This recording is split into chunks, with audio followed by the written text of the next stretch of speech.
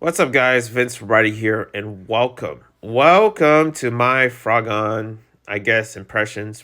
Listen, can I just say something? I play this on the Switch, and this is not my first rodeo. This is a kind of an older game. I know the second one just came out recently.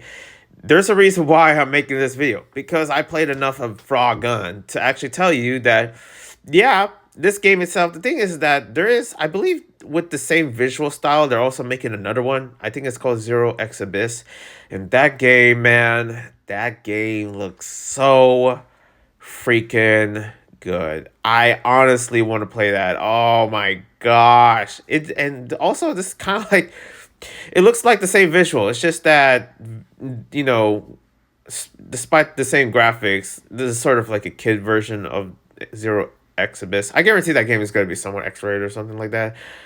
I don't know. I'm predicting. I'm just predicting stuff at this point. But yeah, first impressions of Frogun. Basically about a little girl has a missing parents. Very unfortunate. And this little girl is trying to find the parents with this little Frogun toy, using it to go places here and there, surviving out there, taking out enemies, collecting coins, collecting treasures. It's basically I wouldn't say like an N64 style platform, even though, I mean, I guess you might as well call that. It is like a 3D third person, I believe. That's what it is. Third person, first person, third. No, yeah, third person, where you are, or second person.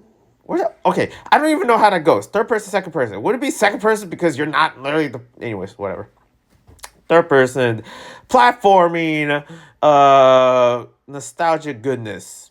That's what I would say. Because you collecting stuff. The collectathon is not that hard if you're good enough of actually being steady of where you're, going. I feel like with platforming, there is a certain rhythm, at least for as long as I've been playing platforms, that there is a rhythm of like going here and you're going there. And it's like, you're trying your best to actually go to different areas within the game of simply surviving and going places, and it feels like, yeah, this is definitely what I picture when it comes down to a nostalgic platforming or just a good platformer itself. I feel like it doesn't do double jumps. That would help, but it doesn't. Instead, a lot of times you're relying on your timing with the frog gun because you stick to places like sort of Spider-Man-ish, not really like Spider-Man because, well, you're not a spider, you're a frog, and you're not a man. But also, you're just sticking to places and you're trying to, there is like certain areas, of course, there's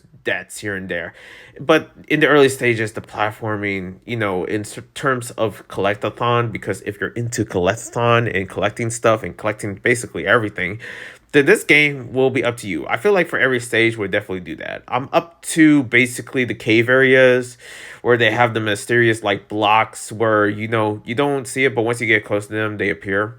And that's kind of tricky, but it is making a quite interesting, platforming experience. And I find that very well, especially, the replayability of it, well, up to the point where you actually, you know, complete them and there's nothing else to collect unless you just want to go in there for no reason. I mean, definitely with the wardrobe thing, it's nothing of a big deal, but with everything that it gives, I feel like when, I don't know what it is. I was thinking about Frogun. I think the second game of Frogun, because there's a second game of this is based on, okay, a sequel.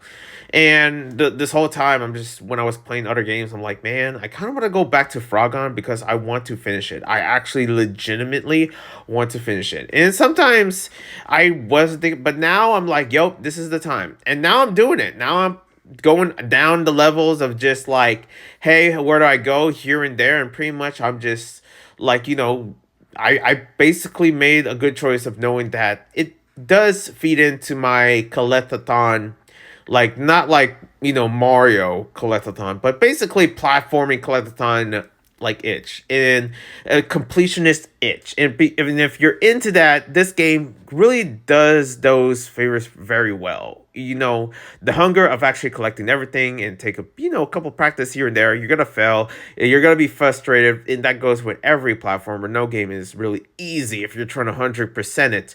But for this one, could be one of those games where you can definitely 100% it, quite a bit easier than other recent games that at least I've been playing, and pretty much it does that very well. I feel like definitely for sure is a game that kids will love.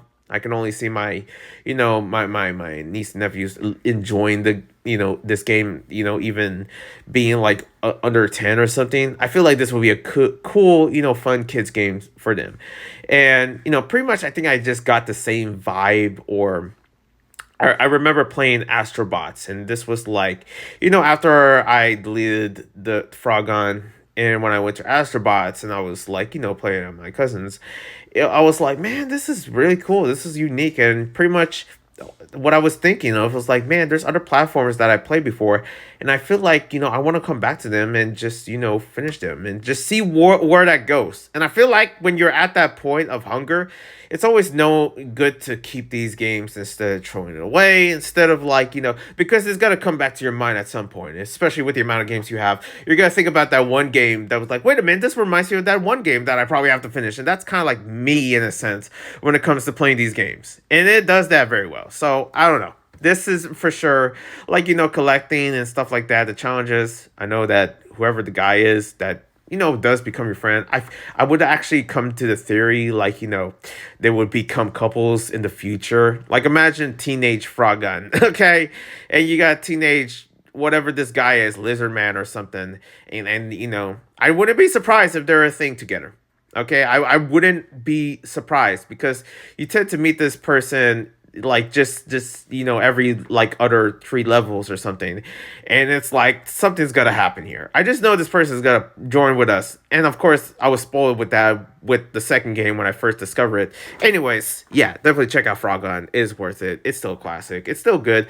I wouldn't call it classic. Okay, I know it's been released like a few years ago, but still it could be classic in the sense of looking at it. One love for the peace and God bless. I'm out.